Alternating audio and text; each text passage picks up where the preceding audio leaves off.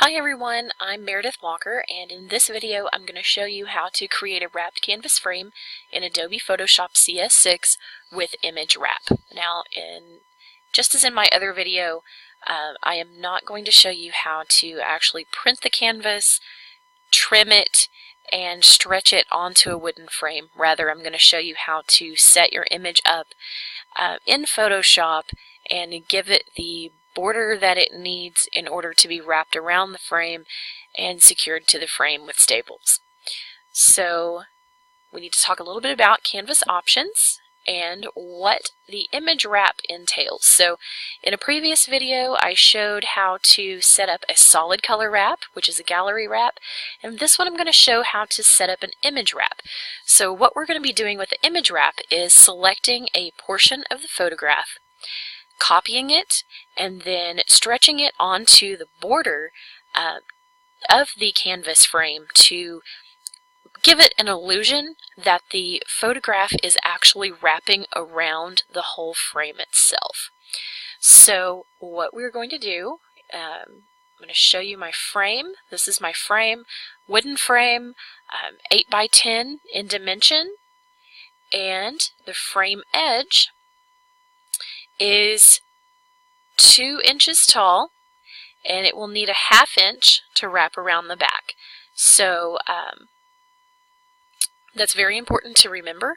You will have to remember that you will need 2.5 inches on each of the 4 sides. So you will have to add a total of 5 inches to the height and 5 inches to the width of your image size in order to get the correct size of print to stretch around the 8 by 10 canvas frame. So the photograph that I'm going to use for my canvas project is going to be this sunflower. I took this photograph last summer in my garden, and the first thing that we need to do is make sure that the image size is proportional. And doing that, we're going to use the crop tool first. Now, when I select the crop tool, you'll see that I have an area of the photograph selected. And everything that's in the selected area is what would be printed on the front of the canvas and put on the front of the frame. And up here in the options panel, I definitely want this set as a 10, and you can actually type in the numbers up here. I already have a 10 by 8 entered. I just want to show you though that you can type in the number that you need it to be. So when you type in the 10 by 8, what this does is it sets my crop area to a 10 by 8, and it will maintain that proportion no matter what size. It will not let me drag in from the side. It will always keep the crop proportion an 8 by 10. So what I'm going to do is, I really like this area. I'm going to move it over just a little bit. If I click inside of the crop area, I can actually move my photograph, and I'm going to go with that. I really like that. I think that's going to be a good print. So everything that is inside of this area will be on the front side of my frame, and this grayed out area is actually going to be just cut completely off of the photograph. So what I'm going to do is click the check mark to commit to the crop, and then get ready for the next step in this process. So the next step in the process after I have cropped my photo to proportion is to change the image size. What I'm going to do is click on Image on the menu bar and choose Image Size from the menu, and make sure that Constrain Proportions is unchecked. Mine is already unchecked, but if yours is checked, uncheck it. Because we've cropped to proportion, we will not have to worry about keeping the photograph in proportion. What Constrain Proportions does is when you change the width and height, it will prevent your photograph from becoming distorted. If you have unchecked it and you haven't cropped proportion, your photograph is going to be very distorted. So what we're going to do is we are going to change our width to 10 and our height to 8. I'm going to move this over a little bit just so that you can get a good look at the photograph and see that when we actually change the width and height, it does not change it. The dimension, the distortion of the photograph. We're also going to change the resolution to 300. So the reason we're changing that to 300 is because it was previously set to 72 pixels, or also known as dots per inch. That is a very low resolution, can be very grainy, blurry photograph when enlarged. When we change it to a 300 resolution, that means there's actually going to be 300 pixels or 300 dots in every square inch of your image. That's going to be a higher quality, sharper, crisper image, and that's what we want. 300 is ideal for this size of photograph.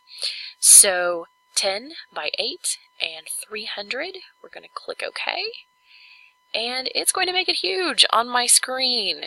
We are going to have to zoom out a little bit. We're going to put it at 20%, and there we are. We have a correctly sized and cropped to proportion photo to use on the front of the frame. So I'm going to get my move tool, and now what I'm going to do, since the front of the frame is essentially complete, we're going to start working on the canvas wrapped area itself. So the next step in this process is to add a canvas to our image. To do that, you click on Image and you click on Canvas Size. Now what this is going to do is it's going to add a border area to our original image. And since our frame is an 8 by 10, and as I mentioned earlier, you have to have 2.5 inches on each of the 4 sides to wrap around the side of the frame, and also still have enough canvas to wrap to the back of the frame and secure with staples. That extra 1/2 inch on the back makes sure that you have enough to get a nice tight pull on the canvas when you're securing it, so that it's not wavy, bulky, and loose on your frame. So being that we have to add 2.5 inches to each of the 4 sides, that means we have to add a total of 5 inches to the width and 5 inches to the height in order to get the wrap even on all sides. So 10 plus 5 is 15, and 8 plus 5 is 13. So our canvas is going to be 15 by 13, but our image will still remain an 8 by 10. So I'm going to click OK. You will see that it just added a black area around the photograph, but it did not change the actual size of the photograph. It is still an 8 by 10. So now what I'm going to do is start working on the mirror image that's going to wrap around the sides of my canvas. And the first step in doing that is using the rectangular marquee tool, which is the second tool on my tools bar. And what I need to do a little bit, I want to get this full screen, so I'm going to go out to 15%. Perfect. I can now see the entire canvas. So I still have my rectangular marquee tool, and I'm going to come up here to my photograph, and I'm not going to start my marquee to the outside like this. If I start my marquee to the outside, you will see that it will leave a strange line. What I need to do to create the wrap is select just inside of the photograph. And I do that by just aligning the two little lines, put the point kind of at the corner of the photograph, click and drag, and select this area of the photograph. Now, what I try to do is select an area that is roughly the same width as the area above the photograph. So what I need to do next is I need to copy the selected area. The next step is pasting the selected area, and then I'm going to transform the selected area. So the first thing I'm going to do is copy, and the keyboard shortcut for copy on a PC is Control-C. And then I'm going to paste, which is Control V. Now, the transform panel is going to give me the option of actually selecting the area that I've copied and pasted, and I can resize it or flip it to do whatever I need to do with it. So in order to transform, the shortcut key is Control T. And as you can see, I could stretch it out, Control Z to undo. I can make it a lot longer, Control Z to undo that. I can also flip it. And by flipping it is this little square right here in the middle, hover over it, and then just drag up and all the way to the edge.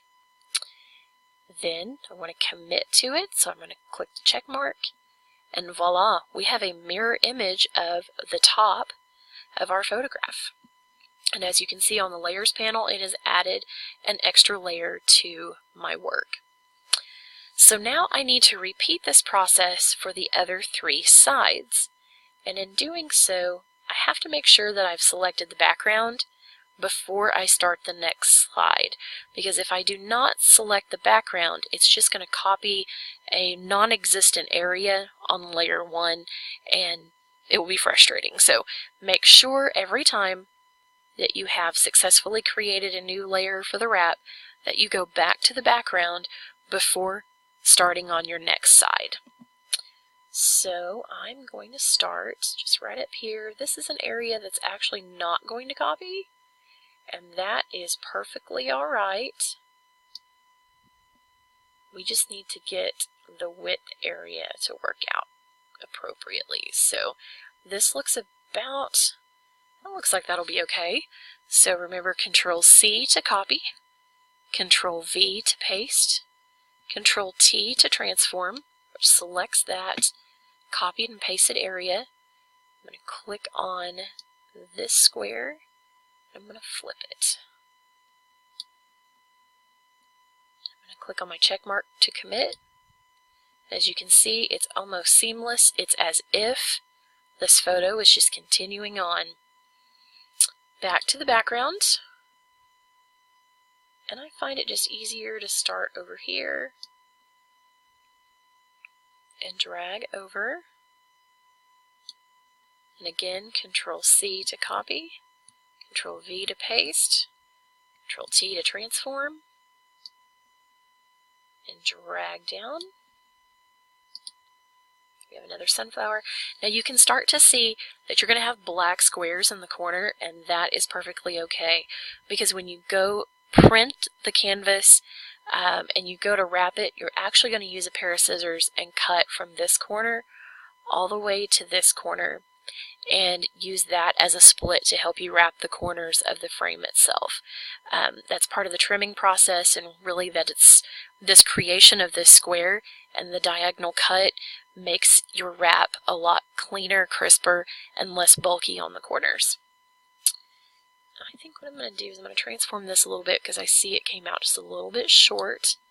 And that's one of the great things about the transform panel is when you use transform, if you notice later that something's a little short or it's a little too long, you can always use your keyboard shortcut, Control T, and then use your little handles to make the adjustments that you need to make. Okay, so on this last side, I'm going to show you what not to do, and then I'm going to fix it and show you what the correct way to copy is. So for now, instead of going back to the background, I'm going to just leave it on layer 3. And I'm going to select this area, do the same thing I've been doing, copy, paste, and transform. And you will notice when I do that, it only selects a small area and it is not correct in any way, shape, or form. So I'm going to commit to that, and then I'm going to delete layer 4 because that is just awful. And I'm going to go back to the background layer and actually select it correctly, but I wanted you to show what wanted you to know and be able to see what a messed up layer looks like. So side 4, that looks good. Control C to copy, Control V to paste, Control T to transform. I'm going to grab my inner handle and flip it to the left. And check mark to commit, and you can see there are no lines, no black lines, which is exactly what we want. We do not want that extra frame around it. You have squares in each corner, which is perfect. That will allow for the diagonal cut and the ease in folding when you're wrapping the frame. So this will be the left side, this will be the bottom, this will be the top, and this will be the right side of the frame. You will not see these black areas. They're simply going to be wrapping the corners of the frame. So what you will need to do, and what I always advise everyone to do, is save this file first as a Photoshop document. I'm going to give it a new name. Actually, I'm going to change it to Wrap Canvas and save it as a Photoshop document. The reason I'm going to save it as a Photoshop document is that if I need to make an adjustment later I can do so without having to recreate the project itself. Click OK. And then the next thing I'm going to do is I'm going to save it as a JPEG document. First JPEG on the list will work great. And I'm going to click Save. Always make sure that your quality is the maximum that it can be, which is a 12, and click OK. So the reason that we save it as a JPEG is so that when you go to take the image to a printer, whether you have a desktop printer that you're going to print with, or if you have a large format printer that you're going to print with, a lot of the large format printers or even print shops, the printer itself will not print a raw Photoshop file. It has to be a JPEG file or a PDF file. So since this is a photograph, it's just easier to save it as a JPEG file, and that way you know that it's going to be compatible with the vast majority of the printers out there. So with it as a JPEG file, you can move it to cloud storage, you can move it to a flash drive, you can upload it to an online printer system and have it printed on canvas, and then cut and wrap and staple onto your wooden frame and have a print that you can be proud of for many years to come. So I hope you enjoyed this video. Check out my other video on how to create a color wrap in which the borders are just a solid color, and we'll see you on the next video. Have a good one.